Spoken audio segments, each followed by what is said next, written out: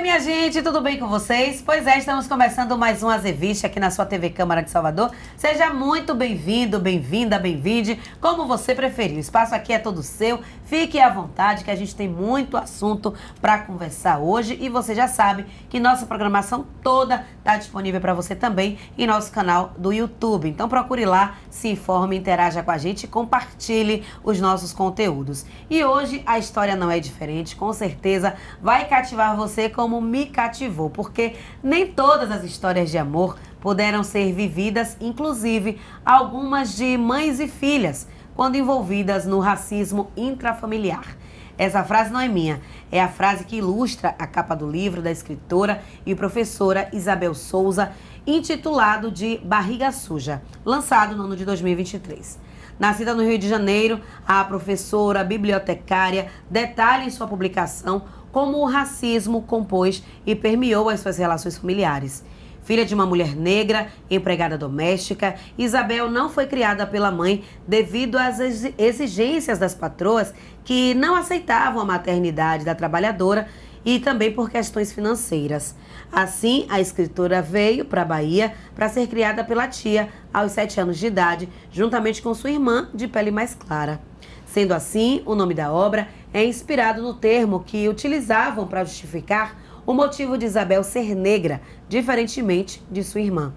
Ao final, mesmo criada em condições de desigualdade econômica e social, a irmã, segregada por ter a pele escura, conseguiu seguir uma carreira acadêmica e ocupar seu lugar no mundo. Mas chega, viu? Não sou eu que vou ficar me estendendo aqui por muito tempo, porque a própria Isabel é que vai contar sobre as suas vivências, até se tornar, como eu disse, professora, bibliotecária, mestre e doutora, que se auto-identifica também como doidinha de Jesus, 99% de coragem e 1% de juízo. Então, seja bem-vinda, Isabel. Tudo bem com você? Tudo bem, muito obrigada. Obrigada ao convite e a quem estiver assistindo, estendo os meus calorosos abraços. Muitos beijos para todos. Aí eu vi sua entrevista em outro momento, em outra emissora, e fiquei muito impressionada pela sua força, pela sua alegria, que eu acho que são suas marcas, assim, quando você chega em determinados ambientes. Mas eu queria começar lá de trás, né? A gente precisa entender quem é Isabel, então nada melhor do que você contar um pouquinho da sua história, desde lá do Rio de Janeiro até você vir aos 7 anos de idade, se parar aqui em Salvador. Pois é, né? A minha história começa assim. Que eu me lembro do começo, como eu digo no livro, do jeito que me foi contado. Depois eu estive lá para rever algumas pessoas para tirar algumas dúvidas. A minha mãe nasceu num lugar chamado Cabo Sul, que hoje pertence ao município de Salbara, na época pertencia a Santa Amaro. Aos 12 anos, meu avô trouxe minha mãe para morar com uma irmã mais velha, que já tinha 2 filhos. Veio com 12 anos. Aos 17 anos, minha mãe engravidou e minha avó pediu para minha mãe passar um dia com ela. Na verdade, pegou minha mãe e enviou para o Rio de Janeiro com uma outra irmã. Lá, minha mãe, em Salvador, já tinha abortado esse que ela engravidou. E lá, conheceu um homem que disse que ia colocar ela numa casa, conheceu lá no Largo da Carioca. E teve esse filho, assim que soube que ela estava grávida, abandonou. A casa que minha mãe ficava com uma irmã, ela disse que sofreu muito abuso. Então, um dia ela foi embora e encontrou um senhor que disse: vou levar você para a casa da minha esposa, para pedir a minha esposa para ficar com você. E foi parar em Bom Sucesso, no Rio de Janeiro, onde lá eu nasci. Ponto. Aí tem um vácuo na história que ela nunca contou e agora, com a memória fragilizada por conta de um pequeno AVC, a história já se foi, como eu já conto no livro. Bem, chegamos na Bahia, ela não avisou, não nos preparou, não disse assim: olha, vamos para a Bahia, nada. Só sei que um dia eu acordei, trocou de roupa, pegamos um avião, os patrões dela, depois eu soube, pagaram as passagens.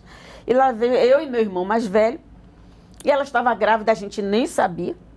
Criança, dentro do meu aparato cognitivo da época, estava voando mesmo. Quando eu cheguei em Salvador, me levaram para uma casa, que é na rua que eu moro hoje, no Garcia, e minha mãe disse: ó, fica aí que eu vou aqui e volto já. E eu, sem querer tirar a roupa: Isabel, tira a roupa. Não, minha mãe, esperando minha mãe que a gente vai, você quer conhecer, vou levar você para conhecer sua avó. Chegou a noite, tive que dormir aonde? Não tinha casa antiga, aqueles quartos minúsculos, sem janela, a porta só para entrar e sair. Aí me deram uma esteira para dormir. Olha, aquilo para mim já foi um baque terrível, porque a minha mãe foi morar em Nova Iguaçu para trabalhar na casa de Belinha, que foi minha mãe de criação. Chegando lá, ela nem disse que já estava grávida de mim. Não falou que estava grávida de mim, só tinha o Zé Luiz. Quando eu nasci, a patroa disse, então, você dá lá para adoção. Então, ela me deu na maternidade para adoção. Mas dizem que ela chorou muito e que a patroa disse, só traga. Com 30 dias, tomou. Aí, com 6 anos, minha mãe engana a Belinha, diz que vem para Salvador só para eu conhecer minha avó e me trouxe de vez. Com 12, Belinha veio buscar. Uns 15 dias ficou no trâmite de ir, desistiram. Com 14, minha mãe devolveu para minha tia, devolveu para minha mãe. Com 15, devolveu para minha tia. Já estou lá longe, volta. Resultado, chegou, eu chorei muito, Belinha nada, fui dormir na esteira. E aí começou aquela fase da minha vida. Passado uns 3 meses, uma contagem que eu faço hoje, dentro do aparato cognitivo de hoje, na época eu não sabia, né? Mas eu só sei que depois de um certo tempo, eu estou vendo um bebê lá em casa e uma conversa com minha tia, e eu atrás da porta ouvindo, e nunca me esqueço dessa frase, eu fico com as duas, contanto que não conte que as duas são irmãs. Essa aí você teve a barriga suja, que seria eu. Eu cresci sempre ouvindo essa frase. De você, sua mãe teve a barriga suja. Como eu digo na entrevista, genética, o pai dela era um, o meu era outro. E que não fosse, as mulheres negras sofriam muito quando elas tinham ou cônjuges ou companheiros, qualquer coisa nesse sentido, que eram brancos e que o filho nascia da cor da mãe, aí você teve a barriga suja, aí o povo tomava leite magnésia para limpar a barriga, coisa antiga. Eu sei que com isso já estava tudo certo para a minha irmã ir para um orfanato, mas quando chegou, uma amiga de minha tia disse, comadre, que desperdício. Botar num orfanato, ou coisinha fofa dessa, aquela coisa toda. E aí ficaram as duas, mas minha mãe fez esse contrato. Ela precisava trabalhar, ganhar vida, já tinha um filho, o menino ninguém queria, as meninas todo mundo sempre queria, mas menino era muito mais difícil. Então ele ficou de uma casa de tia, casa de vó, eu aparecia lá em casa, minha tia dava muito suporte quando ele aparecia, minha tia ajudou muito meu irmão, mas para ficar mesmo, o primeiro emprego bom que ele teve foi minha tia que ajudou, mas foi difícil. Porque era uma família colérica, as mulheres, sabe, um tanto agressivas, que hoje a gente entende, estudando psicologia, que o agressivo também tem suas dores, que eles reproduzem, já é uma reprodução já dentro das famílias negras, que, né, quem dá o pão dá o castigo. E a gente entende hoje que a agressividade nada mais era do que aquelas dores antepassadas ali, guardadas, porque o que o agressivo quer? Passar com a sua dor. O agressivo, às vezes, ele nem sabe que ele é agressivo. Ele quer passar com a sua dor. Verdade. Falando um pouquinho ainda da sua infância, da sua relação com sua irmã, eu queria que você falasse um pouco desse processo, né? Primeiro, falando da rejeição enfrentada por sua mãe, e de que lembranças você tem, além dessa frase, né? Barriga suja, barriga suja. Que lembranças você tem desse período, né? Depois que você nasceu, o que sua mãe contava que ela enfrentou na gravidez, enfim, dessa relação, desse ciclo que você vivia. Do que minha mãe contou, era muito diferente do que eu descobri quando eu fui ao Rio de Janeiro, onde eu nasci, que é Comendador Soares, Morro Agudo, que chama de Morro Agudo. Lá foi que, com as pessoas mais antigas que eu via, minha mãe sempre tentou assim camuflar um pouco da verdade, porque na verdade, no fundo, acho que ela tinha até vergonha dos ciclos de repetição que ela havia passado, porque as pessoas sempre cobravam. Mas toda vez que ela engravidava, de novo, sempre um outro pai, um outro companheiro. Aquela luta de buscar alguém, antigamente, alguém para tomar conta de mim, porque diziam, mulher sem homem, cachorro sem dono, tinha, né, essa força de expressão que as mulheres sofreram muito, de que elas tinham que dar uma satisfação à sociedade, de ter alguém do seu lado, do sexo masculino, para garantir a sua legitimidade dentro da sociedade. Então, claro, toda mulher buscava casar. Tanto que minha mãe lutou até que casou. Já aos 60 anos, mas casou. Casou porque precisava dessa satisfação. Então, o que é que aconteceu? Dentro desse histórico, dentro de que eu soube, quando eu cheguei, qual foi o grande susto que eu tomei, né? Eu tive que dormir com as pessoas da casa, que prestavam serviço doméstico para casa. Eu entrei, como eu digo no livro, nem sei qual é o papel que eu... Dentro dessa hierarquia, eu só sei que minha tia tinha uma coisa muito boa. Com todas essas reproduções antigas, de agressividade, de apanhar muito, disso. Mas minha tia tinha uma coisa muito boa. Isabel vai estudar. Pronto. Foi a minha salvação. E ela tinha um filho, Ananias, que as pessoas diziam assim, você não devia botar Ananias nas alturas, porque Ananias lhe maltratou muito, cascudo, muito. Mas cadê os bonzinhos da família? Todo mundo sumiu. Então, o que é que aconteceu? Ele estudava para vestibular, ele era muito inteligente, ele fez vestibular para sociologia, passou, para administração de empresa, para direito, filosofia, tudo. E quando ele estudava para vestibular, me botava do lado, de madrugada. Só que, às vezes, eu não aguentava, claro, porque minha tia fazia bolo, e bolo de arroz. E aqueles bolos davam um trabalho. Ia buscar o coco na feira de Água de Meninos, depois São Joaquim. Gente, puxar aquele saco de coco até a saída da feira para pegar um ônibus misto, que ia para um lugar chamado Segundo Arco. Nossa. Mas passava no Garcia. Ia arrastar aquele saco de coco até em casa, depois quebrar, tirar do casco, descascar, ralar, espremer para minha tia fazer o bolo para eu vender. E nesse ciclo de venda ainda tinha um lance. Quando minha irmã começou a estudar, eu tinha que levar minha irmã na escola dela e para minha.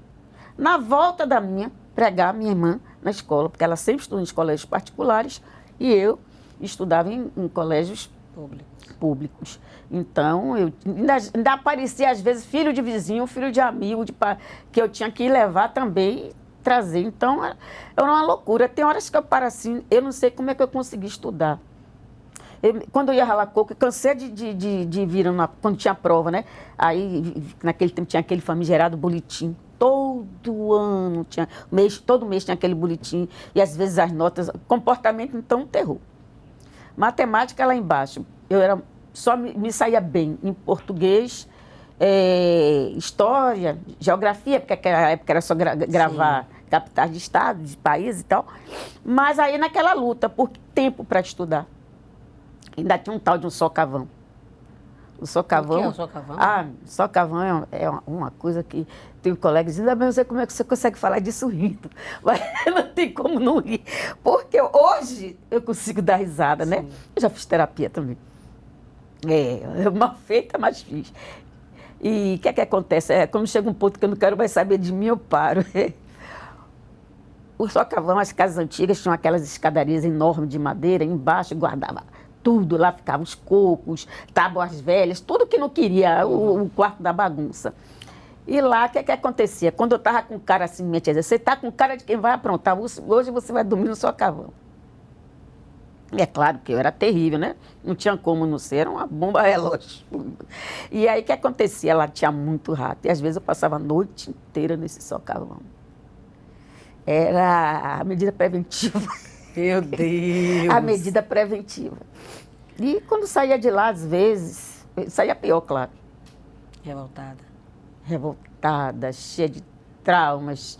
Chegava na escola, queria brigar com todo mundo. E eu ficava chateada porque eu queria chegar 1 hora antes, porque os colegas chegavam para brincar. Tinha cacique, barra manteiga, picula, baleado. E eu não podia só chegar em cima da hora, espremido. Porque eu tinha que levar minha irmã para a escola.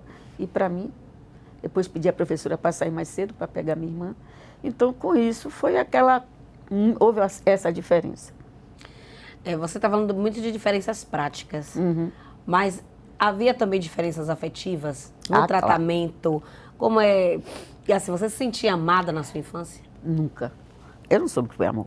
Amor, aparato, assim, memórias afetivas da minha infância, eu só tenho o período que eu fiquei com minha mãe Belinha. Me amava, passeava. O marido dela também, que eu chamava de meu pai Teixeira. Muito carinho. Minha madrinha, misericórdia, acordava de madrugada para me acalentar, mingau todo dia na hora certa, o banho na hora certa, festa de aniversário, só tive enquanto estive com minha mãe Belinha. Pena que não ficaram fotos, nenhum registro da época, que era coisa rara, difícil, fotografia. Mas pelo menos ficou as memórias afetivas, carinho, afeto, amor, febre de madrugada, eu me lembro, ela me enrolando num lençol, saindo, correndo para procurar alguém para dar um socorro. Mas depois que eu cheguei na Bahia, não tenho memória afetiva nenhuma. Uma que minha irmã foi dormir com um casal, eu dormia naquele quartinho separado.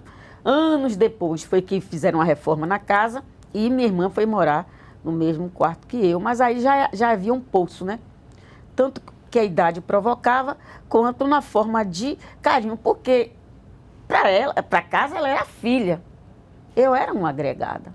Então, não tinha afetividade, até porque as mulheres da minha família são mulheres, sabe, muito difíceis, assim, do afeto. Eu acho lindo o afeto que a minha irmã tem comigo. É uma mãezona para minha filha, uma mãezona para minha filha. E eu fico assim, boba de ver assim, meu Deus, onde Cláudia desenvolveu esse afeto tão bonito, porque, sinceramente, não é herança familiar. Eu, pelo menos, não tive. Havia muita diferença. Colo nunca tive, carinho, afeto, nada. Eu levava, às vezes, 1 ano sem ver minha mãe. E, às vezes, eu ia ver minha mãe escondido, porque minha tia não queria que fosse ver minha mãe. Na época, eu não entendia. Só quando eu fui mãe, foi que eu entendi o porquê de minha tia. Que eu pensava até que era um tipo de uma alienação parental e tal. Como a gente chama hoje cientificamente, né? Mas é porque minha tia sabia de coisas que eu não sabia. E ela tinha medo que eu tivesse contato. Então, minha mãe, naquela busca terrível de encontrar o amor da vida dela, o companheiro, o marido, então trocava muito de parceiros. E ela não queria que eu me batesse. Era alcoólatra, minha mãe chama alcoolista, hoje não se chama mais alcoólatra. Minha mãe bebia muito, muito, muito, muito. E às vezes eu chegava lá, a tristeza maior que dava, porque quando eu chegava, ela... Por que não trouxe sua irmã? Gente, aquilo me feria como uma lâmina. Me dividia assim, chegava, sabe? Eu dizia, meu pai. Mas às vezes eu levava escondido. Aí ela ficava por detrás. Sentia que ela tinha aquele orgulho. Porque essa é que veio limpar a família, a branca da família. Essa construção étnica, sabe, do racismo intrafamiliar, de ter que ter herdado, né? De ter que ter alguém na família que vá limpar a cor, sabe? Essa eu não tive a barriga suja. São muitas marcas, né? São muitas dores. Mas eu quero que então você, passado esse momento, né? Que momento é que você se dá conta que isso é o racismo intrafamiliar, né? Porque, assim, na infância, adolescência, a gente ainda não tem esse direcionamento, esse olhar.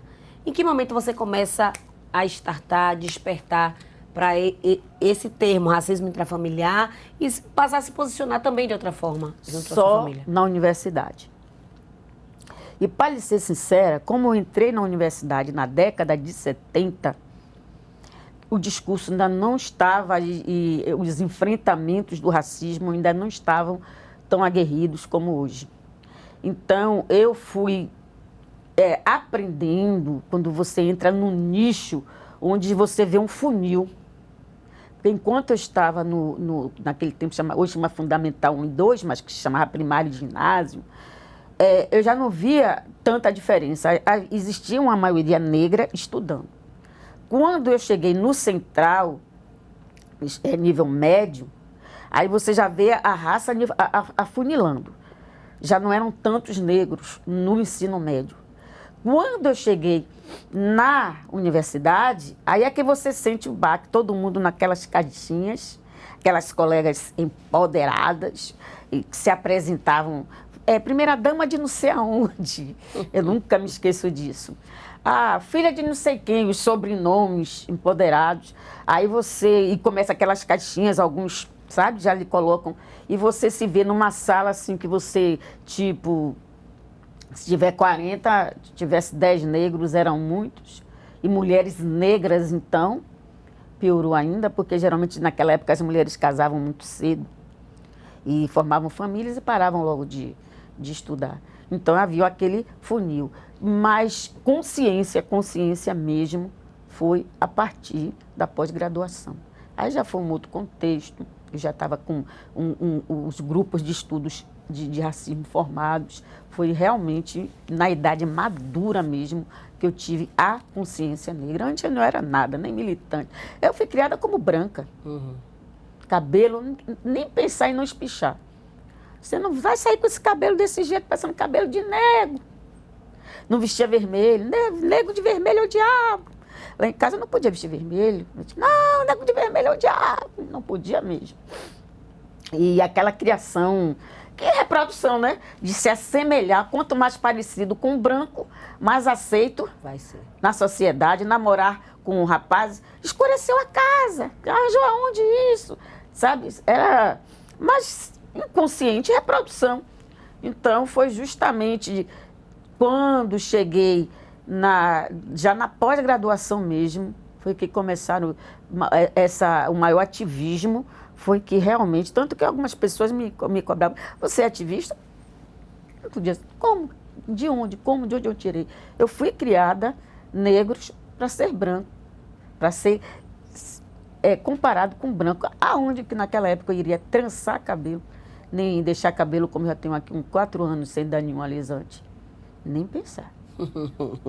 Agora, você falou que começou esse despertar na universidade. Na universidade. Né? Mas até para você entrar na universidade, você passou por um processo que chegaram a duvidar.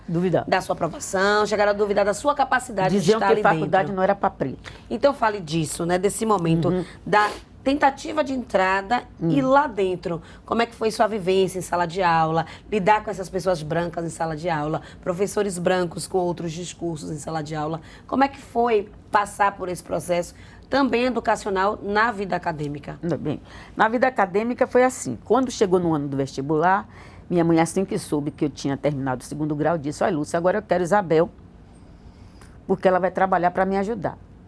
Aí minha tia fez um enfrentamento mesmo, diga, é sempre assim.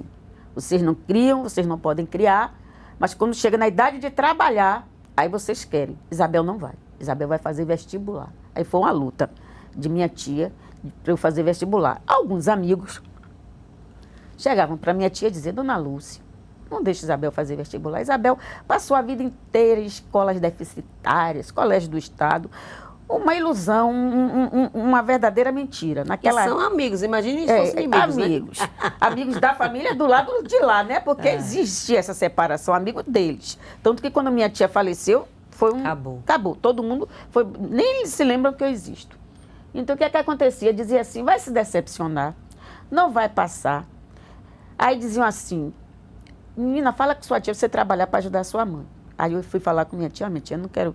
Acho que eu não vou estudar, não. Não vou fazer vestibular, não. Quero ajudar a minha mãe. Aí a Ananias, o primo, Isabel, se você começar a trabalhar agora, você vai tomar gosto pro dinheiro.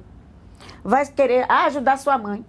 Achar que dinheiro isso é tudo que você vai ganhar. E você... Aí eu vou dar um livro para você para ler. Um livro chamava João, se não me engano, Fernão Capelo Gaivota. E disse, e tinha uma frase assim, quem voa mais alto, vê mais longe. Se você estudar mais, você pode galgar uma situação melhor e ajudar sua mãe mais. Agora você vai fazer uma medida paliativa. E nisso eu fiz o tal do vestibular, fui fazer um pré-vestibular. Já no meio do ano, não deu para fazer o extensivo, fiz um intensivo. Minha tia, nos bolos, tirava o dinheiro dos bolos, que vendia os bolos, embora pagar. E eu lutando, mas era muito caro, gente Nobel, no corredor da Vitória. Aí um dia eu falo no livro, 2 professores incríveis me viu naquela luta fazendo as continhas na secretaria. Dá para pagar tanto? Quantas disciplinas dá? Dá para tanto? Não dá para tanto. Aí eu disse, então eu vou fazer só 4. Aí eles olharam assim, ficaram com pena de mim. Olharam assim e disse, me conte sua história. Aí eu contei, 2 professores, João Calé e Francisco Calé. Olharam assim para mim, menina, nunca vou esquecer, Deus sempre coloca pessoas maravilhosas. Na escola eram as professoras. As professoras me davam muito incentivo, me ajudaram muito. Sempre tive professoras assim, que entendiam minha luta, quando minha tia ia lá para saber. Às vezes eu aprontava, elas nem falavam com medo de, sabe? Sim. Deus botou anjos em forma de professoras. Eu digo professoras porque o colégio só tinha professoras. Sim. E nisso acabou que eu fui fazer o tal do vestibular. Aí ele deixou fazer todas as disciplinas, eu pagava só algumas matérias, Sim. o outro que ele dizia que o que eu não tinha aprendido até ali não ia aprender mais, eu fiz o vestibular. No dia do resultado, eu não quis nem saber, eu fui para a rua entregar, eu estava entregando bolo. E as coisas da vida que a gente, só Deus mesmo para explicar, porque tem coisas que só Deus explica, aqui nessa esfera terrestre não tem explicação. Não tem explicação, o povo chama de coincidência, eu chamo de Jesuscidência, então muita gente chama. Eu estou na porta das Mercês, levando bolo, tinha voltado do bolo.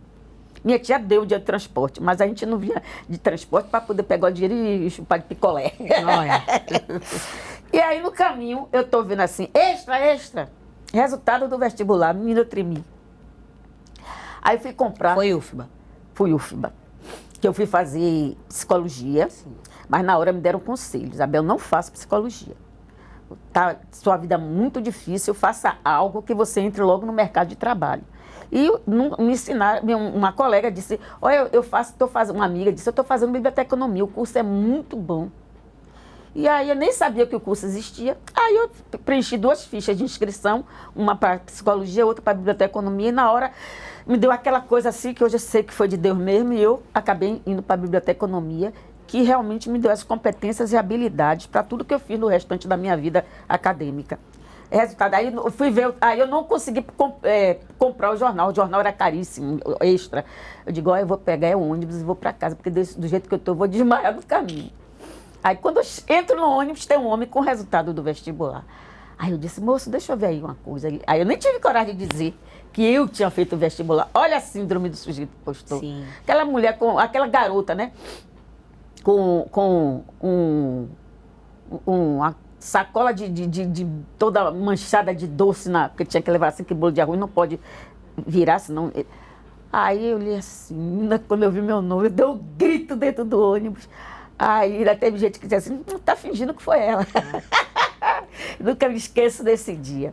Menina, eu desci no ponto de ônibus da rua Conde Pereira Marinho, onde hoje eu tenho uma casa, acabei comprando casa lá e fui morar lá na mesma rua. E aí quando eu entrei em casa, minha tia já estava no meio do corredor. Me abraçou, o único abraço que me deu a vida inteira. E ela chorava.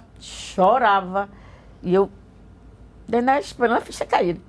Teve gente na rua que foi lá na reitoria, porque naquela época colocava, né, Sim, os na resultados parede, na tá. parede. Tinha que ir lá olhar.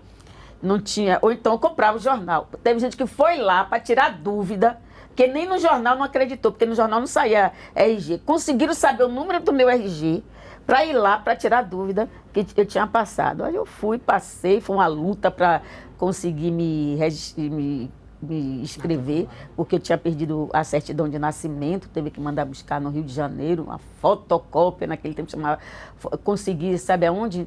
Na Secretaria de Segurança Pública, eu tinha uma negativa de uma fotocópia, e eles lá fizeram foi um momento assim, ali começou toda a minha trajetória de querer correr atrás de minha história, agora eu não vou parar mais. Aí passou a síndrome do sujeito impostor, aí você acreditou em você mesma e não parou mais. Mas a gente vai precisar fazer uma pausa. Pronto. Porque a gente vai para o nosso intervalo, a gente bebe uma água e volta ainda conversando sobre tantos outros aspectos da sua vida que merecem ser contados aqui, que vão servir com certeza de inspiração para muita gente, inclusive sua relação com a fé, a família que você construiu e muito mais. Então, você que quer conhecer mais sobre Isabel Souza, não saia daí, só pegue sua aguinha, beba e volte, que a gente continua essa conversa maravilhosa com essa criatura incrível que é a Isabel.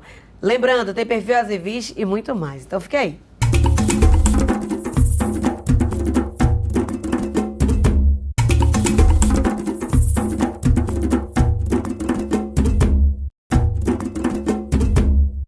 Olá, tudo bem? Eu sou Clício Santana, sou historiador e sou professor.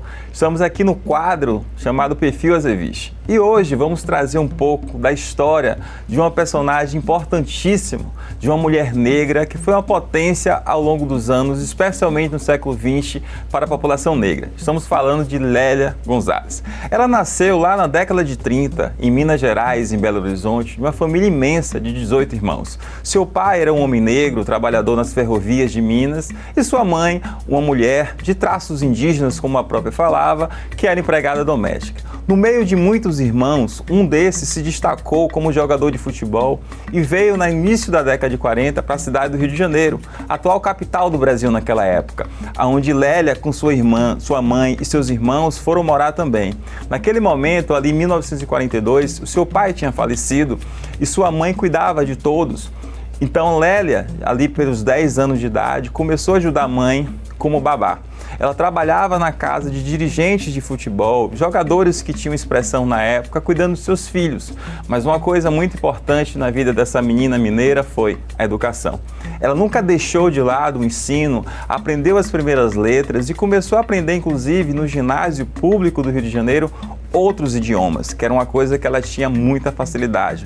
Fez as primeiras letras, fez o ginásio e depois fez o colegial, como chamava na época, de uma escola muito importante, uma escola pública, né, até hoje existe, chamado Dom Pedro II. Logo em seguida, ali na década de 50, a Lélia ingressa na universidade e vai fazer História e depois Filosofia. Então ela se dedica ao ensino de história, de geografia, de filosofia, vira professora universitária em diversas instituições privadas e públicas daquela época, na década de 60 no Rio de Janeiro, e você vai imaginando, uma mulher negra de uma família pobre, virar professora universitária na década de 60 já era uma coisa muito importante. Só que, se vocês repararem, até o momento, eu não estou falando da Lélia que a gente conhece hoje, da expoente Lélia Gonzalez, a militante do movimento negro que vai elaborar uma forma de pensar a língua, a cultura negra e o fazer negro. Por quê? A Lélia disse que esse processo educacional, esse mundo educacional de uma certa forma, fez com que ela fosse embranquecida por esses espaços. Então é só na década de 70, final da década de 70 ali, já chegando a ditadura militar, que ela estava casada com um colega de departamento, professor universitário, que acaba morrendo de forma trágica, por uma tragédia que existe. E a Lélia começa a perceber que a demarcação racial era muito importante na vida dela. Já uma mulher adulta, uma mulher viúva, uma professora universitária, e aí ela se dedica integralmente à questão racial. Ela vai participar dos movimentos culturais, ela vai participar da fundação do Movimento Negro Unificado em 1978, um marco na história negra brasileira.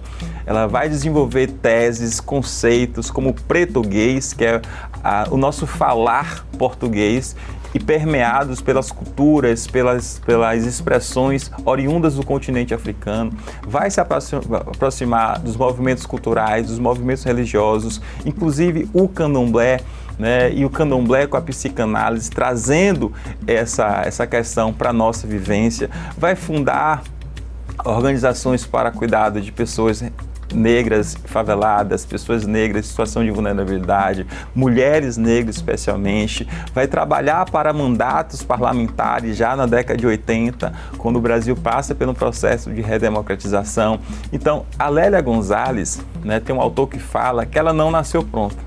E eu acho que isso que é o mais interessante, talvez o mais importante falar da Lélia, é que ela se tornou, ela se fez mulher negra. A sua trajetória foi feita a partir dela própria. Ela optou, ela foi atrás, e hoje a gente celebra esse perfil dessa mulher que tem muito mais coisas para a gente falar, mas o espaço é curto, que faleceu em 10 de junho, se eu não me engano, de 1994, mas que deixou um legado para toda a população negra, especialmente meninas e mulheres negras do Brasil e das Américas, como ela gostava muito de falar. Salve Lélia Gonzalez, nossa eterna intelectual negra, aqui no Perfil Azeviche. Viu que eu disse? Foi rapidinho. A gente já está de volta com o Azeviche de hoje, conversando e conhecendo um pouco mais da história de Isabel Souza, ela que é professora e tem dado uma aula aqui pra gente, pesquisadora, escreveu o seu livro Barriga Suja, que conta a história da sua vida. E eu quero saber um pouco mais agora, né? Passado esse momento todo, essa superação, pós-faculdade, que você, enfim, pós-graduação. Mas eu quero falar da sua vida afetiva. Você, passado esse período, se dedicou aos estudos e você conheceu o seu esposo, com quem você constituiu a sua família. Fale um pouco desse momento, né? Desse processo, como é que você conheceu ele, como é que ele agregou à sua vida. Menina, conhecer o Paulo foi uma coisa muito interessante. Sabe aquelas coisas que você não programou nada? Eu tinha um namorado e me inscrevi no Projeto Rondon. Ele disse, se você for para esse Projeto Rondon, o namoro acabou. Me inscrevi, fui chamada, lá se fui eu, para uma cidade chamada Ribeira do Pombal. Passou Nova Açores, Itapicuru, Crisópolis, não sei em que ordem, hoje em dia não me lembro mais, eu sei, até chegar em Ribeira do Pombal. Ele era o chefe da equipe do Projeto Rondon, era um projeto, não sei se você alcançou, acho que não. Era um projeto em que você saía pelo interior do Brasil fazendo um trabalho de ajuda a desenvolvimento de comunidades carentes. Eu fui como bibliotecária, né, estudante de biblioteconomia, ele de educação física na Católica, ele era chefe da equipe. E tinha pessoal de serviço social, de história, uma gama de profissionais, todos estudantes. Na ida, conheci um rapaz e ele fez assim, e aí, quer namorar comigo? Eu disse, olha, aí expliquei a ele que tinha um lá de stand-by. Aí ele disse, então faz o seguinte, eu vou ficar uma cidade antes da sua. Ele ficou em, não sei se foi Nova Açores, meu marido é que sabe esses detalhes todos, que até hoje ele conta. Dizendo ele que o rapaz não era de educação física, que não estudou, enfim, deixa pra lá. Eu fui. Chega lá em Ribeira do Pombal, tava de olho em um. Volta também você? Ah, terrível. Terrível. Em busca de um suporte afetivo. Então. Todo mundo precisa, né? Sim. E aí, o que aconteceu? Quando cheguei lá, tô vendo uma pessoa me paquerando, tá eu... Ah, pô, não gostei desse cara não, velho. Aí eu expliquei ele, ó, eu vou ficar com você, mas ficar naquela época não era como hoje não, Sim. viu, gente? A gente sai, eu não bebia, não fumava, eu tinha um trauma de bebida e cigarro por causa de minha mãe, né? Então eu não bebia nem fumava. Diz que sofrimento causa reações diferentes em pessoas diferentes. Eu tive um irmão que bebia muito, quer dizer que minha mãe bebia. Eu já não bebia, porque é incrível como as histórias e os sofrimentos fazem essa separação de sentimentos e de ações em pessoas a depender de sua subjetividade, né? Então, o que aconteceu? Quando chegou na volta, eu avisei, olha, eu estou com uma pessoa me esperando em tal cidade. Quando chegar lá, você me esquece e saia de mim. Ele fez, tá certo, menina. Quando chegou na volta aqui, o cara subiu, me procurou, ele me agarrou e disse, não largo. Eu digo, meu Deus, me largue, cara, me largue. E ele fez assim, não largo nunca mais. E não é que profetizou? Já vendo aí? O cara mandou o motorista acender a luz para ver se era eu mesma. Aí disse, pode apagar a luz, leve o carro. Se você achar um par de alguma coisa aí no caminho, não passe por cima não, que é meu. Pronto. E isso ficou um namoro que começou praticamente uma brincadeira de Rondon. Depois fomos para Santarém Novo, voltamos, e eu na luta fazendo concurso, eu fiz concurso 20 anos da minha vida, de 18 a 38 anos. Eu já estudava escondido. E deu certo, na família, com suas razões. Hoje eu vejo, não queria muito. Uma família muito católica, eu fui criada no catolicismo, né? Mas aconteceu que achou que a gente queria morar junto, então você sabe, família católica não aceitava e tal. Mas a família dele me deu muito apoio. Nesse momento, eu saí um dia, briguei com a família, saí para o aniversário dele com a roupa do corpo, minha tia disse, se for, não volte mais. Eu não voltei. Embora depois ela tentou, foi atrás de mim, contratou motorista de táxi para me jogar dentro de um... Apareceu um filme. Ave Maria. Um filme. Apareceu, então eu andando, ela na federação, que eu estava hospedada na casa da esposa do filho mais velho de minha tia. Aí apareceu um filme. Eu estou andando com o Paulo, de repente para um carro, desce 4 pessoas, me joga dentro de um carro para eu voltar. Mas aí aquelas coisas da vida que a gente só lá em cima para explicar, tomei aquela decisão, não voltei atrás, valeu a pena, teve seus momentos difíceis, como todo casamento, algumas horas que muita gente pensou que não ia, dizia que não ia dar certo, porque era toda a vida chamada de doida, de maluca, doidinha de Jesus. Sabe, é louca, ela quer as coisas, daqui a pouco não quer mais. Realmente, eu sempre tive, eu entro com a vida num projeto, mas deu certo. Tivemos 3 filhos, 4 filhos, o mais velho morreu, choque anafilático, foi fazer uma operação de fimose aos 3 anos de idade. Lá tomou anestesia geral, morreu. Depois eu tive mais 2. E quando minha irmã morreu, anos depois, já em 2005, deixou 2. E aí aquela coisa de dividir, quem fica com um, não. Quem fica com um, fica com os 2. Acabou que eu fiquei com os 2. Um hoje vai formar agora no meio do ano, professor de física lá na Unesb, quer voltar para fazer o mestrado. O outro trabalha, também está bem, graças a Deus, bem casado, uma esposa maravilhosa. O meu filho também trabalha em São Paulo, teve que ir na raça, que a Petrobras na Bahia praticamente acabou. Sim. E ele, infelizmente, teve que largar todo o seio da família e ficar lá perto da Bacia de Santos. E, graças a Deus, sou rica de nora. Todos os meus filhos têm assim, relacionamentos com mulheres maravilhosas. Eu sou apaixonada pelas minhas noras. E me dão todo o suporte afetivo. Vou ser avó de novo agora. Minha mais velha vai ter bebê agora no final de março, princípio de abril. Deus me compensou. Deus me compensou. Hoje eu tenho um marido maravilhoso, um companheiro. Só a liberdade que eu tenho.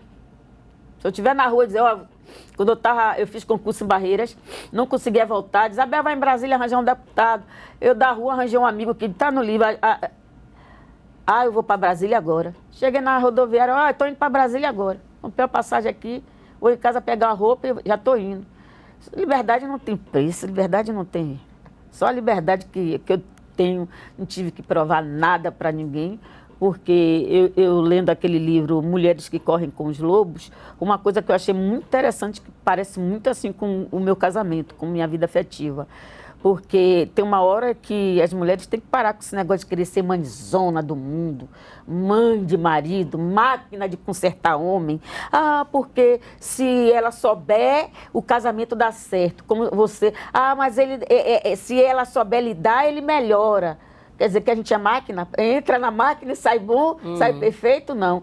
E aquela carga emocional, porque homem é para consertar as coisas físicas da casa, lá em casa não existe isso. E a mulher é o suporte emocional, morreu quem veste o cadáver, quem cuida da parte emocional. A gente só presta, que é o filho para consertar e agir, tudo, não. Lá em casa não me foi cobrado esse papel, então acho que foi por isso que deu certo. Agora sim, você falou do seu esposo, da sua relação com ele, tudo muito lindo. Mas eu queria que você falasse um pouco mais da sua relação com seus filhos, né? Que tipo de cuidados, em que momentos, assim, você se pegou, por exemplo, com essa preocupação de não reproduzir com os seus filhos as vivências que você teve lá atrás na infância, né? Porque é algo muito sutil, que muitas vezes a gente se pega, eu tenho uma filha de 7 anos, e que às vezes você tem que ter esse cuidado, porque você instintivamente pode falar alguma coisa que vai ferir da mesma forma que ele feriu lá atrás. Então, como você lida com isso, como você, durante a infância e adolescência deles, você se viu, né, tendo esse cuidado, não vou por aqui, eu vou por ali, não vou fazer como fizeram comigo. Como eu gostaria de dizer que eu não reproduzi. Que eu fui a melhor mãe do mundo. Sabe, que coisa maravilhosa. Fui uma mãe... Não, eu não vou fazer isso com vocês. Realmente, hoje, olhando para trás, eu me sinto assim como se eu tivesse feito muita coisa que minha tia fez. Não do ponto de vista do racismo. Sim. Pelo fato de que meus filhos de raça negra e cor,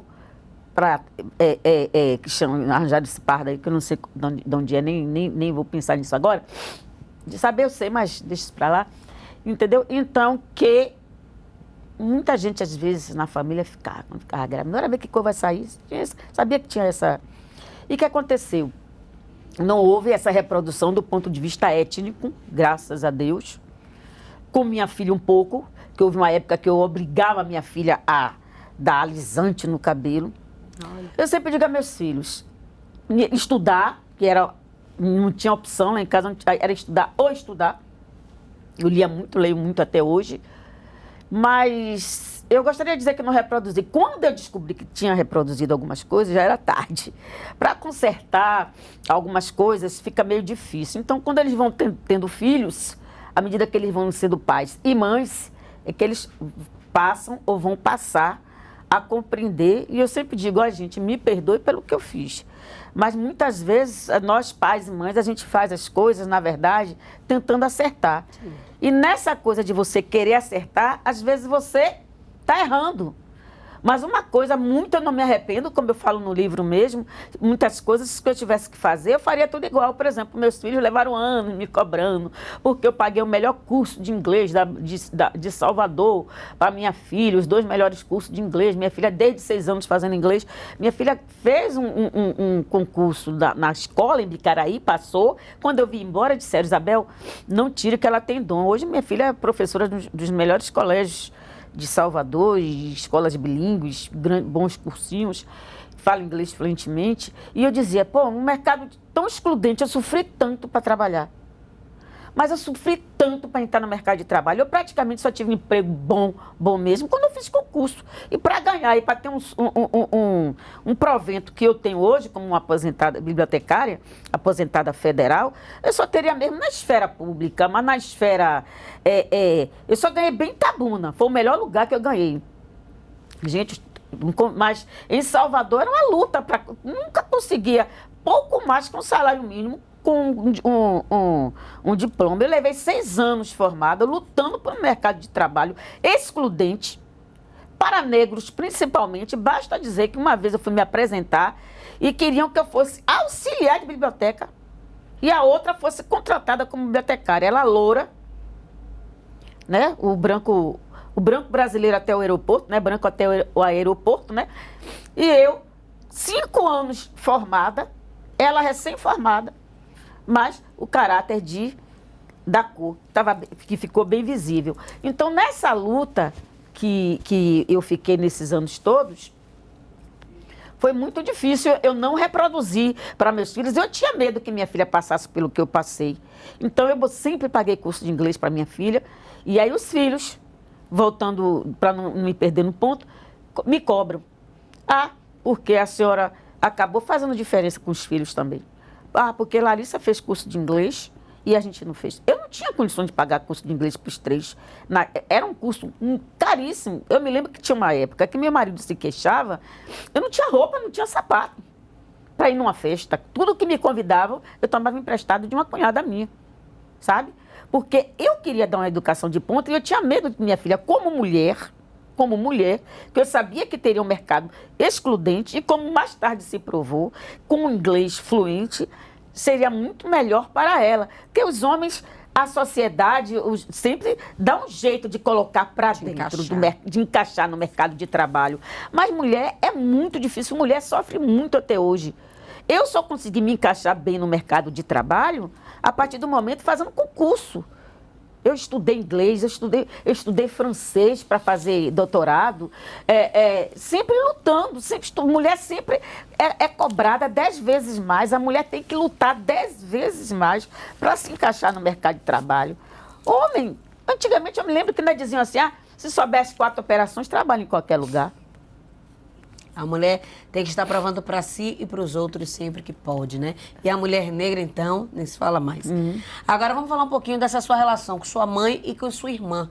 Depois de adulta, né? Depois de todas, né? Você já formada, você já trabalhando. Como é que ficou a sua relação com elas? Os laços foram refeitos, né? Refeitos, assim como minha mãe, que até hoje é uma luta. Minha mãe hoje não tinha nem o que falar, porque minha mãe está doente, então... Não é uma pessoa mais que eu possa discutir. A história se foi, né? Muita coisa que a gente queria saber, uma loucura que tinha para saber já era, não vamos saber mais. Eu sempre tive uma relação muito difícil com minha mãe. Muito, muito difícil. Mas sempre procurava até mais do que hoje.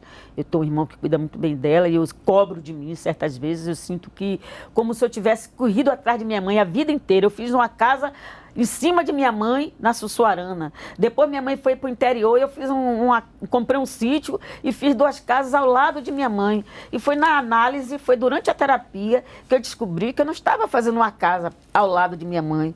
Eu estava em busca daquela mãe que eu tinha perdido na infância, que eu queria, sonhava em estar ao lado. E aí o dia que eu descobri que essa busca, que essa corrida desenfreada, uma corrida que nunca ia acabar, acabou. Aí eu parei, tanto que a casa está lá, eu nem vou lá. E chega um momento que houve uma reconstrução de laços. Eu me sinto reconstruída quando eu vejo o carinho que minha irmã tem pela minha filha. O carinho, o cuidado que minha irmã tem pela minha filha é tão grande que tem horas que eu digo assim, Senhor, na hora que eu for de minha filha, eu estou despreocupada. E minha irmã ficando, eu estou despreocupada. Porque é uma relação linda, maravilhosa e que, assim, me surpreendeu e me preencheu todos os meus vazios que eu tinha, assim, de laços familiares. Nunca seria até hipocrisia eu dizer a você que seria a mesma coisa se estivéssemos sendo criados juntos.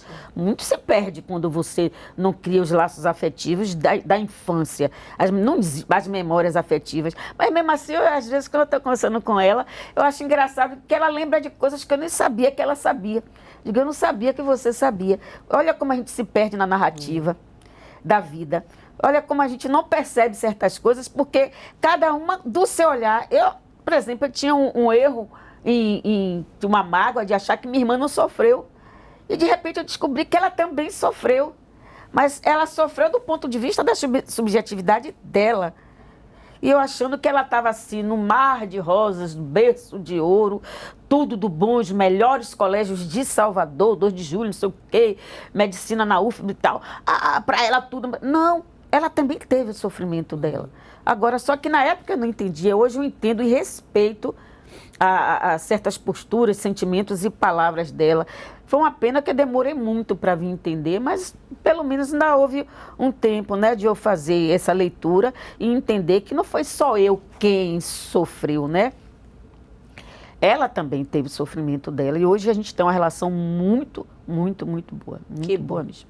Que bom.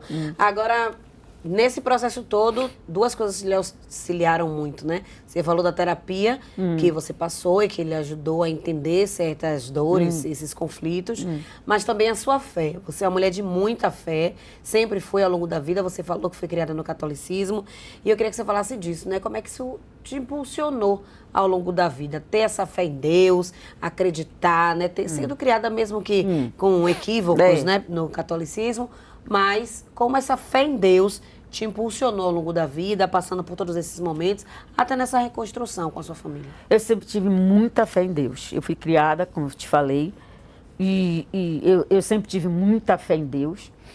E quando eu fui apresentada a Bíblia, o Evangelho, não li a Bíblia, nunca tinha lido, e quando passei a tomar estudos bíblicos e me converti ao Adventismo... Tem muito tempo?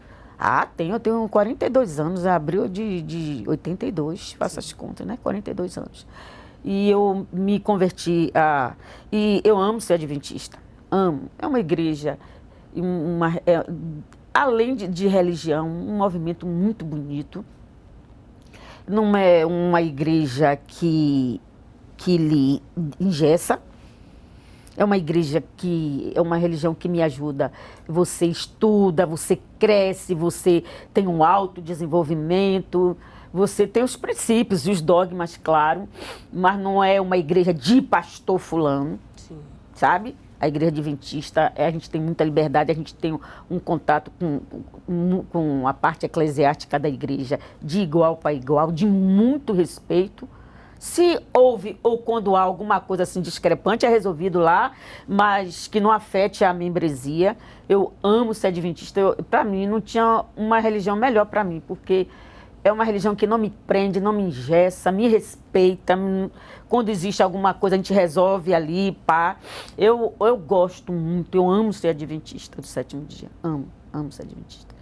Foi uma grande... E eu sempre digo ao meu esposo, se eu não tivesse me tornado adventista, muita coisa na minha vida não teria acontecido. Inclusive o apoio que meus irmãos me deram quando eu voltei do interior, não deu certo, com a mão na frente e outra atrás, e aí eles abraçaram eu e meu esposo, meus filhos estudavam na escola, meu esposo era professor, eu era bibliotecária, era tanto que tinha gente que brincava assim, ô Isabel, em vez do colégio lhe pagar, você que devia pagar o colégio. Porque meus irmãos me ajudaram muito, muito, muito, e até hoje eu tenho assim, nem dá para contar nos dedos, muita gente ainda, muitos amigos, não só irmãos, porque irmão todo mundo pode ter de igreja, mas eu tenho amigos, além de irmãos em Cristo, eu tenho amigos. Que beleza. Que bom, que bom. Agora, saindo um pouco da esfera religiosa, vamos falar sobre uma experiência que você teve em 2016, que você saiu como candidata a vereadora de Salvador. Me conte como é que foi essa experiência, qual foi o objetivo, enfim. Eu sei que você fez um monte de coisa nesse processo. Menina, ainda ontem eu estava conversando sobre isso no salão, com uma pessoa lá. No salão de beleza, estava conversando. Ela, Isabel, quantos votos você teve? Eu disse, 533. Eu fui dormir com 528. O que foi que aconteceu? Olha, no mestrado, que eu falo do uso da informação durante o processo eleitoral, desenvolvimento eleitoral brasileiro, político eleitoral brasileiro, eu vim de Deodoro até Dilma. A minha orientadora não queria. Na verdade, eu entrei com outro projeto. Eu já tinha 4 anos tentando. Fui para o Gestec na UNEB, a professora me deu conselho, esse projeto seu aqui nunca passa, é a cara da ciência da informação, que abrange a minha área. E eu tinha professoras que eram duras comigo eu já tinha 26 anos sem estudar. Quando eu voltei a estudar, com o incentivo de minhas colegas, Isabel, faça mestrado, Isabel, faça doutorado. Pá, a gente é fácil assim. Aí eu fui fazer disciplinas especiais. Entrei com um projeto, na primeira vez eu passei, mas perdi na banca. Porque me fizeram uma pergunta que eu estava voando. Você está com distanciamento do objeto. Eu digo, meu Deus do céu, que diacho é isso? Mas não ia dizer. Daí eu saí da banca arrasada. Aí fui tentando, até que teve uma época que eu disse, não vou fazer mais não. E alguém me disse, Isabel, pare com essa mania. Você foi para a administração, você foi para a Gestec, você para com isso, se concentre na sua área, que é a ciência da informação, estude os melhores teóricos, mergulhe na nomenclatura. Aí eu entrei com um projeto, mas aí uma professora me disse, quando a gente, numa disciplina, um olhando o trabalho do outro, disse, Isabel, seu trabalho é tão Frankenstein, você está falando de algo que não é sua cara, não vi você no projeto, não vi você nessa sua escrita. O que é que você gosta? Eu disse, amanhã eu digo para a senhora. Foi quando eu ouvindo rádio, que eu ouço muito rádio até hoje, e eu sei os dados de tudo. E aí eu disse, olha, a candidata a senadora dizendo, o povo não tem informação eleitoral, não conhece, não sabe nada do que está acontecendo no seu país, como é que vai votar? Eu digo, é nessa. Aí a orientadora tinha seus motivos, não quis continuar comigo. Aí eu rodei, achei Lídia Tutan, que aceitou, e foi uma trajetória muito linda. No mestrado eu falei do eleitor. Aí quando chego no doutorado, digo, e eu que vou falar do candidato? Aí disse assim, como é que você vai falar sem saber? Eu digo, eu saio candidata. Saí candidata, consegui, apesar de ser mulher, e o povo diz que é fácil entrar, é fácil você entrar para fazer parte do coeficiente partidário, mas para você sair candidato, se você não tiver alguém... E aí eu consegui um amigo, parente, sobrinho de marido de uma sobrinha, meu sobrinho também, claro, por parte do meu esposo, que me ajudou muito, me colocou no PSC e eu também saí candidata. Se não fosse eles, não tinha conseguido, porque outros partidos que eu foro, você, um galho sem tronco, fora, né? Só mesmo para... E lá ele me ajudou muito, senão eu não teria conseguido sair candidata. Mas aí muita gente me pergunta, antes que você pergunte, eu respondo logo. Muita gente pergunta. E no meio do caminho, não houve alguma coisa além de ser... Existe um elemento narcísico quando você sai candidato, sabe? Você acaba sendo levada por uma corrente narcísica, isso é bem freudiano, sabe? É bem freudiano, você começa a se achar, você acha que está lá. Alguns jogavam água fria, olha, se você conseguir tantos votos... Muito. Aí você viaja e tal, a família me deu muito apoio, mas aí meus sonhos de impotência acabaram e eu perdi 40 páginas do meu trabalho, porque a pré-banca, né, que foi a banca qualificação não qualificou bem não o projeto, mas os resultados, trabalhei os resultados, não foram bem trabalhados porque eu queria fazer uma pesquisação, eles disseram que tanto o método não foi bem empregado, não era um método de pesquisação, a forma como eu fiz, apontaram as inconsistências da minha pesquisa e eu vi que estava certo, tirei 40 páginas e fui terminar por um outro, que era a tese, que é cadê a tese? Cadê a tese? Tem que ter uma tese, né? E aí Deus me ajudou, porque eu sei que foi Deus que me ajudou. Eu botava uma cadeira do lado, vazia, disse, senta aqui, Jesus, comigo, bora escrever nós dois juntos. Agora vem cá, da campanha, eu sei que você fez jingle, fez tudo, não foi? Eu fiz meu jingle. Como era o jingle? Para a vereadora, vote simpatia, Bel é candidata, Bel é da Bahia. Ainda fui num cartório lá no Sumaré e registrei a frase também. Existe vida depois dos 50. Arrasou. Daqui a pouco aparece alguém dizendo que eu roubei a frase, que eu roubei o jingle. Não, eu tentei encomendar o jingle a pessoal da área de música, mas me cobraram um preço de, vou investir esse dinheiro todo, disseram que eu não vou ganhar, e aí, como é que eu vou gastar? Não, eu mesmo faço, aí eu fui lá e fiz. E ficou ótimo, Tendo viu? nada de música, nada, se perguntar se é bem menor, não sei o que lá, nada. Mas não sei rolou. Nada. Rolou, paguei para circular a música, né, em caixa de som, e o povo já estava animado. Até eu estava aqui me sacudindo. O negócio todo... o povo ficou animado. Aí você vai para as nuvens e começa a acreditar que vai sair do casulo Quer uma tentar de borboleta. Nem pensar.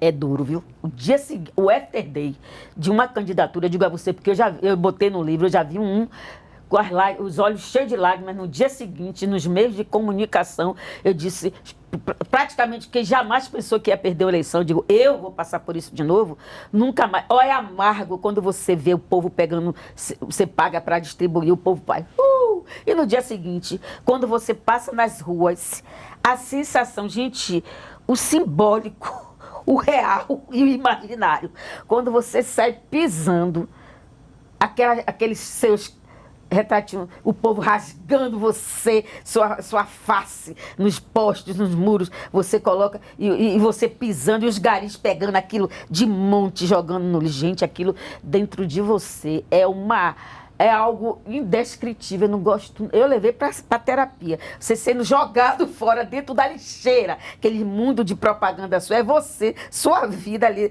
não, eu não passo por isso nunca mais. Agora a gente já está nos minutos finais, né, infelizmente o tempo passa rápido, mas eu quero que você fale sobre o seu novo livro, né, Além do Barriga Suja, que daqui a pouco a gente vai dizer como as pessoas podem encontrar. Fale sobre o novo livro que você já está escrevendo, põe a mão na consciência, se tem previsão de quando ele vai sair, do que é que trata. Olha, durante a minha trajetória de vida, eu vi muitas histórias de várias pessoas e do mundo. E nas minhas viagens também, eu gosto de ver coisas diferentes. Agora mesmo eu estou me preparando, me organizando para ir à Turquia. E eu gosto de ver... eu fiz um TCC, inclusive, uma pós-graduação na área de família, em que eu gosto de ver, e eu fiquei muito interessada em ver como algumas reproduções nossas, que vieram dos lusitanos, que por sua vez herdaram dos turcos, que eles passaram 800 anos, ocuparam, né, a Península Ibérica, e deixaram muito de sua cultura, que reverberou para alguns modelos de convivência familiar que nós temos hoje. E aí, o que foi que aconteceu? Muitas histórias, muita coisa que eu vivi, eu peço autorização, Isabel, e tem coisas que não tem como a gente não registrar. Eu resolvi fazer um registro de contar essas histórias de algumas convenções e atitudes que a gente fez pela vida, que se tivesse tido de outra forma, talvez não tivesse dado tão errado. E aí eu resolvi, por enquanto é um título provisório, né? Não tem previsão, porque o Barriga Suja ainda está, né, numa fase de crescimento, de desenvolvimento.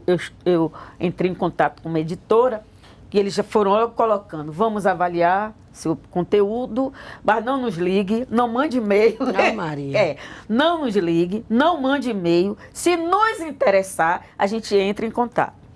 Cheguei na Avenida Paulista, também levei alguns livros, Mas a síndrome do sujeito impostor se apossou de novo de mim. Levei poucos. Quando chegaram lá, disseram que depois ia olhar. Mas aí, quando eu falei do que se tratava, na mesma hora me chamaram. Já está na vitrine lá, na Avenida Paulista. E aí, mas até agora eu estou esperando, né? Porque é muito caro. Sim. É muito difícil. E a divulgação, assim, a nível individual próprio, o que tem acontecido, o fato de eu estar aqui, para mim é coisa de Deus mesmo. Porque, como povo, eu não conheço ninguém. Eu não estou no mercado literário. Eu não tenho um nome. Então, tem que ser lá em cima, tem que ser arquitetado lá no céu. Se não vier de lá, não acontece. Com certeza. E virá, e virá. Agora, quem quiser adquirir Barriga Suja, que você vai mostrar aí pra gente, como é que pode fazer nas redes sociais? Você tem um telefone que as pessoas podem ligar e ler mais detalhadamente sua história. Como é que elas podem fazer? Sim, eu tenho um telefone, né? Que é o 9649 Eu tenho lá no meu Instagram, né? Que é o @Isabel C.O. Souza. Isabel com S, Souza com Z. E onde eu faço os contatos, algumas pessoas de Brasília, de São Paulo, de outros, alguns, nem muitos não é muitos, são muitos não. Alguns estados, manda pedir, eu mando pelo correio. E o primeiro que foi mais difícil, mas depois o rapaz me deu as manhas todas para como é que eu faço, e aí eu mando pelos correios.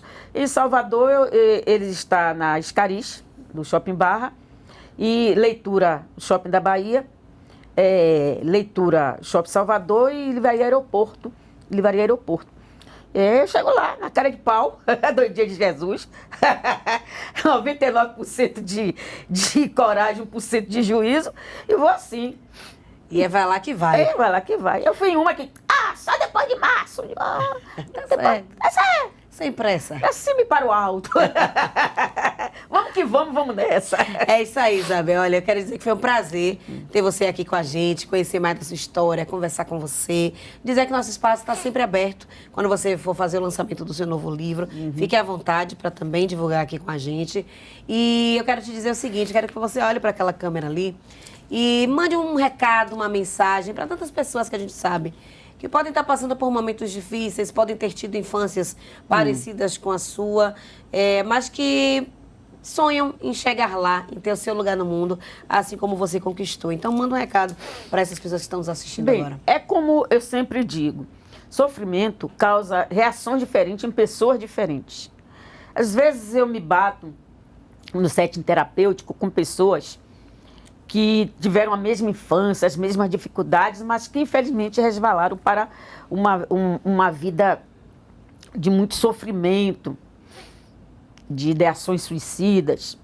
Bem, a gente sabe que nem todos são feitos do mesmo material psíquico, né? Existe o aparato psíquico, mas eu digo sim, que existe uma forma de você cuidar da sua saúde mental, buscar. Eu mesmo dizia, no tempo da ignorância, não precisa de psicólogo, nem de psicanalista. Não existe autoconhecimento. Você tem que buscar a ajuda de um profissional. Ajuda muito. Eu só descobri muita coisa do que eu fazia, por que fazia, através da análise, através da psicoterapia. Busque, procure, ajuda, assim, muita gente, que nada, ajuda muito. Porque eu já tenho um psiquiatra. Não é a mesma coisa, cada qual tem o seu nicho de trabalho, de desenvolvimento. Não deixa a doença tomar conta. Quanto mais tempo você fica ali cozinhando, tem gente se vitimizando, ou até saboreando o seu sofrimento. Tem gente que acostuma com o sofrimento. Isso não vai levar a lugar nenhum, não vai levar a nada. Busca se tratar, se cuidar, não perder as oportunidades que a vida oferece. Vá em frente, não desista de seus projetos. Às vezes a gente tem que fazer uns ajustes, porque nem tudo é como a gente quer. Mas contanto que não desista e vá em frente. Se tudo que me dissesse desista que não é para você, eu não estaria aqui hoje. Não estaria aqui hoje. Nada de ninguém tem bola de cristal. Não vai dar certo. Porque não vai dar certo. É como diz, a lagarta disse que ia voar. Todos riram menos a borboleta. Se você não tentar, você não vai saber como. É isso aí. Então, com essas palavras, minha gente, a gente encerra o nosso Azeviste de hoje. Desejo que todos tenham um excelente dia, uma excelente semana e que vocês sigam aí nas nossas redes sociais, acompanhem nossa programação e sigam também, viu, Isabel Souza, que vocês têm muito que aprender com ela, assim como eu aprendi. Um beijo, vou ficando por aqui. Até a próxima semana com mais um Azeviste. Tchau, tchau.